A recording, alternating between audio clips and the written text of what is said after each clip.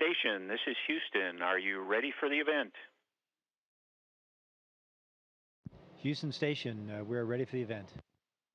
O. Henry Middle School, this is Mission Control Houston. Please call station for a voice check.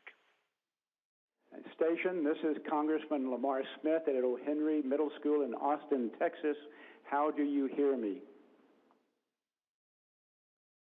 Congressman Smith, we've got you loud and clear. Welcome aboard the International Space Station. Great. We're looking forward to this. Thank you very much. And we'll proceed with the questions by the students here at O. Henry Middle School. Good morning, Space Station. This is Matthew Nelson at Henry Middle School. We have several future astronauts and scientists who have some questions to ask you guys today. First up is Levon Midwood.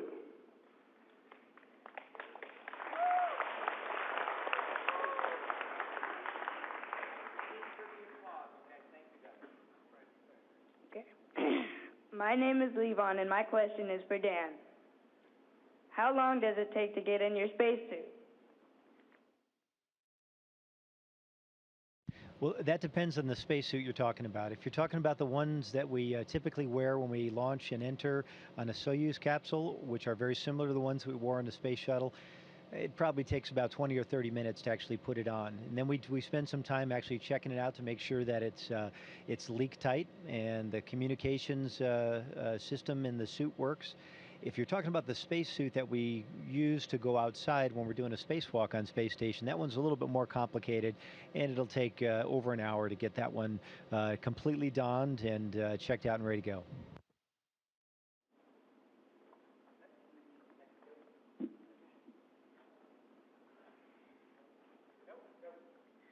My name is Ireland, and my question is for Dawn. How much room do you have to move around in the space station?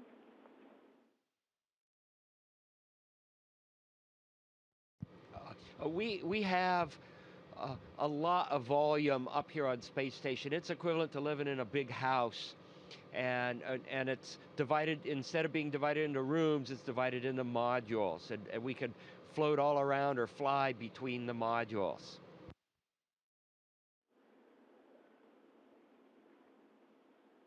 My name is Jack, and my question is for Andre. How do you go to the bathroom in space?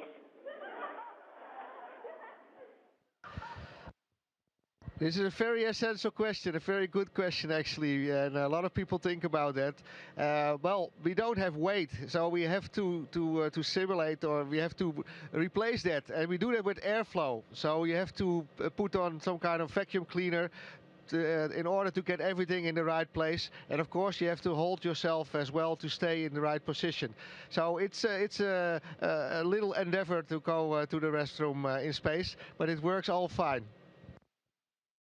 Thank you. My name is Amity, and my question is for Dan. What process do you go through, and what certifications do you need to be qualified as an astronaut? Okay, probably the first and most important thing you have to do is you have to apply for it. You actually have to send an application to NASA to compete with lots and lots of other people that want to do this. At the very beginning of the space program, almost everybody that flew were test pilots, military test pilots. Nowadays, they represent actually a minority of all the people that actually fly. So we've got scientists, engineers, we've got physicians like Andre here, we've got pilots still, of course. We even have teachers. So there are many, many different people. I think the thing that we all have in common, all of us have completed college, and sometimes a couple of colleges, or certainly more years than the initial bachelor's degree would be. But everybody that gets picked to be an astronaut typically did very well at the things that they did before. So they were, whether they were pilots or engineers, they were very good at that. And the key to being good at those things is to choose wisely, to find something that you love to do, so that working hard at it and becoming good at it is not like work. It's more like play. Thank you. My name is Nick, and my question is for Dawn. What is your favorite activity to do in space? My favorite activity to do in space is to do science experiments or engineering experiments. And we have all kinds of these that we could do on space station.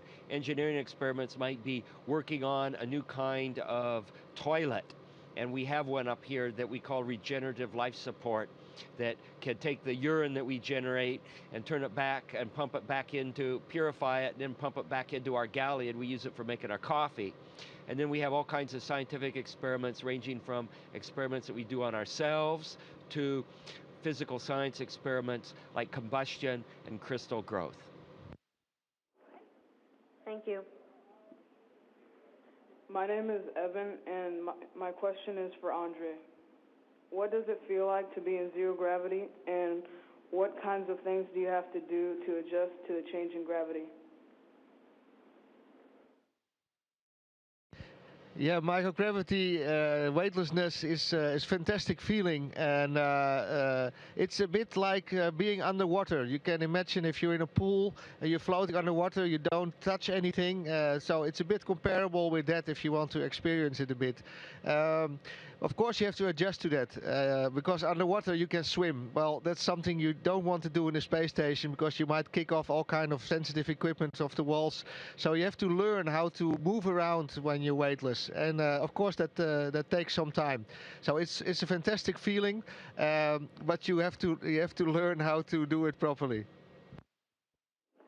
Thank you. My name is Avery, and my question is for Dan. When you look out of the International Space Station, what do you see? Okay, well, the first thing you see in the foreground is the International Space Station itself, which is huge. It's big, it's beautiful, it's nearly 1 million pounds, and you see that all around you when you look out the cupola, for example. The other things that you see is you see the sun, you see the moon, planets, you see stars, thousands and thousands of stars, like more stars than you would see on the darkest night when you're way, way out in the country. And the stars here don't twinkle. They are just steady, piercing points of light. And but the thing that's most notable is you see our planet Earth from space, and it is spectacular. Whether you're looking at the solid part of Earth, the continents, mountains, islands, the liquid, the oceans and so forth, or seeing evidence of the gas, and that is the clouds and in the Earth's atmosphere at sunrise and sunset, or the interaction of charged particles from the sun as they create spectacular auroras. Those are things you never get tired of, and it is one of the neatest things about being in space. Thank you. My name is Ian. My question is for Don. What kind of data are you collecting while you're up there, and where do you get the experiments and samples from? Okay, data can come in all forms. It could come from just picking up your pencil and writing something in your knee board, which I have right here, or it could come from data that is collected on a computer, and this again can be data that you type in on a keyboard. A lot of the data that we collect comes in to a computer through the either serial ports or now USB ports, or even through Ethernet ports, and these ports are hooked up to the experiments themselves, and the data gets collected from the experiment and goes into the computer, and from there we use our radio system to relay the data back to Earth. And then we also have digital imagery that we can take, which is also another form of data, and again that gets placed on our computers and gets relayed back to Earth using our radio system. Thank you. My name is Matthew, and my question is for Andre. What are some of the biggest challenges you have faced while in space? Well, one of the biggest challenges is not to lose items, because we're really working here in a three-dimensional environment. We use everything, the ceiling, the walls, the floors, and behind the panels. So there's a lot of places where you can put something and you don't know where it is anymore. And if something is not attached with Velcro or with a bungee or with tape, and it floats off, it can go everywhere. Normally things fall down, you know more or less where it should be, but in space you would just lose things very easily. So this is one of the things that you really pay attention to in the beginning, and actually during the whole mission, always stick it to something, because otherwise it's gone. That is one of the biggest challenges. Thanks. Hi, my name is Sam, and my question is for Dan. When do you think it'll be possible to go to Mars, and what do you think the future holds for NASA?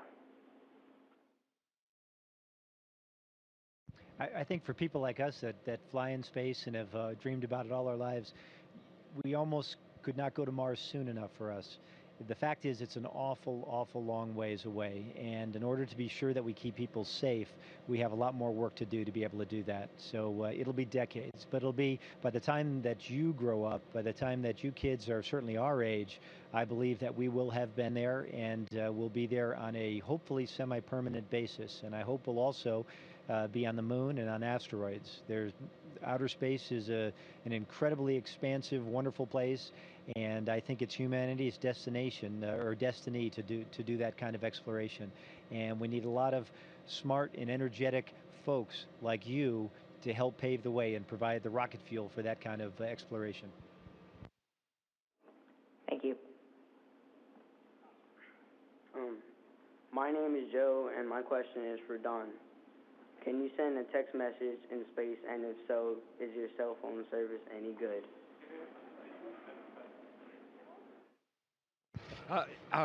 We don't have cell phones or iPhones or any phones like that in space. We do have this comm system, which I'm talking to you through right now. Works off a S-band, that's a particular wavelength range of radio communication, and Ku band, which is in the microwave region. And these things go through the TDRS satellite system and then back to Earth. And so we can talk through those. We can also do emails and send other text type messages through the comm system that's designed in the space station. Thank you. My name is Olivia, and my question is for Andre. What did you eat last night? Oh, that's a good question. Even on Earth, I don't remember probably what I ate last night. Well, actually, what I ate, I know. There was mixed vegetables, sweet potatoes. That's one of my favorites. And I think I had some beef with mushrooms, but I'm not sure about that course anymore.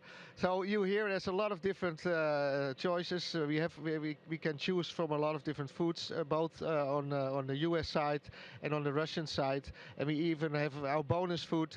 And in my case, that means that I also have some Dutch products on board. So we have a lot of choice. Thank you. My name is Alicia, and my question is for Dan. How do you get water, electricity, and oxygen up to space station?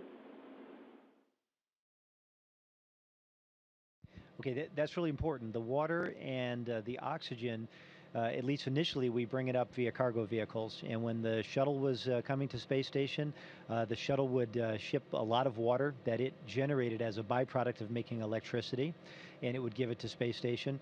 We preserve as much of the water as possible up here. So like Don was describing to you before, we try our best to close most of the water cycle or the environmental control loop, so we preserve it, because it's very expensive and difficult to get any kind of cargo, be it food or water or science experiments, up to space station.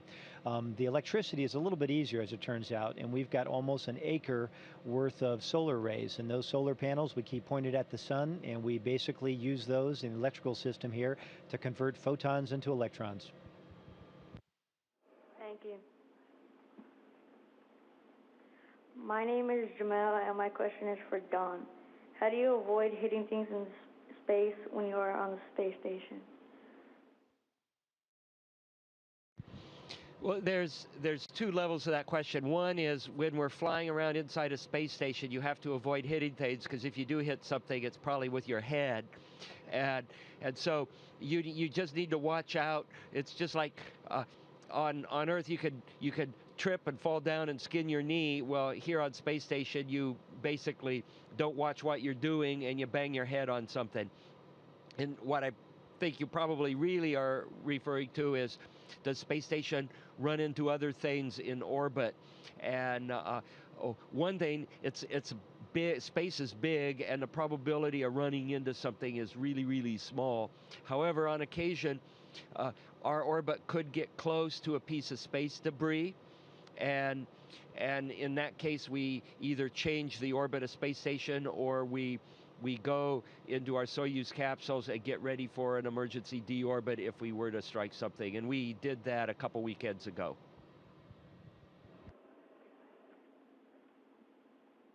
My name is Yami, and my question is for Andre. How do you sleep in space, and do you have your own bedroom? I sleep very well in space. Well, we float. So that means that it doesn't matter where you sleep. You can sleep on the ceiling, you can sleep upright, and of course on the floor, if you can call it a floor. So it's a bit strange because you don't feel a mattress, you don't have a pillow. So those aspects of sleeping you're missing. But we work hard here, and we sleep very well as soon as we close our eyes. And we have indeed our own sleeping cabins, and that's a nice place because this is your home. You have the pictures of the family on the wall. We have our laptops. This is really our private place, and that's very pleasant. So we sleep well on board. Thank you. My name is Isaiah, and my question is for Don. What is a robonaut, and what does it do? Well, robonaut, like the name implies, is a robot, and it's a human-like robot from its configuration, in that it's got arms with hands and fingers, and a head with cameras in place of eyes, and it's the first little baby step towards making a human-like robot that could do human-like tasks either on Earth or in space. My name is Giselle, and my question is for Don. Do you miss your home when you are gone, and what kind of things do you take with you?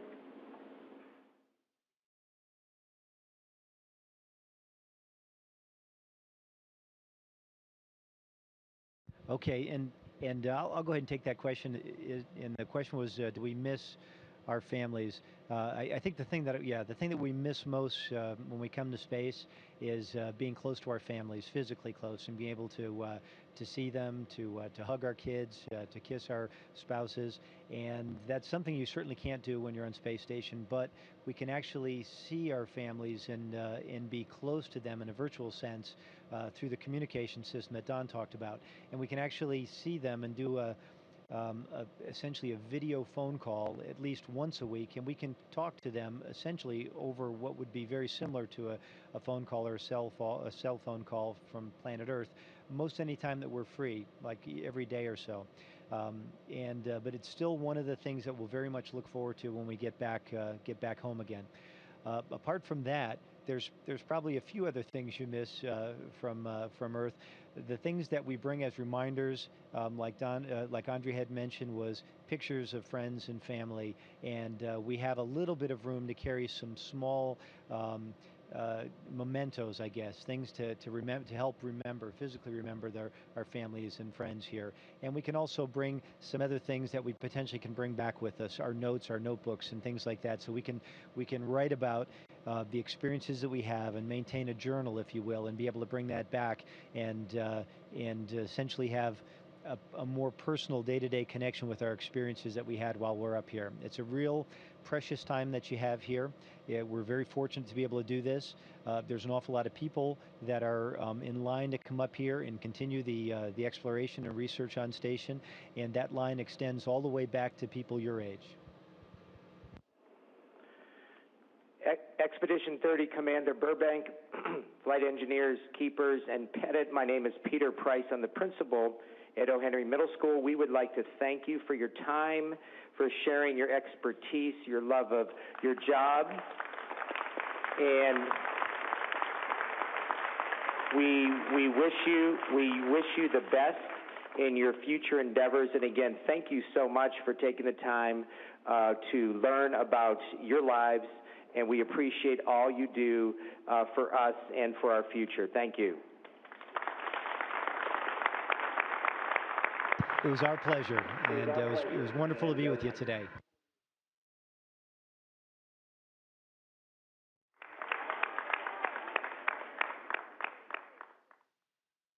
Station, this is Houston ACR. Thank you. That concludes the event.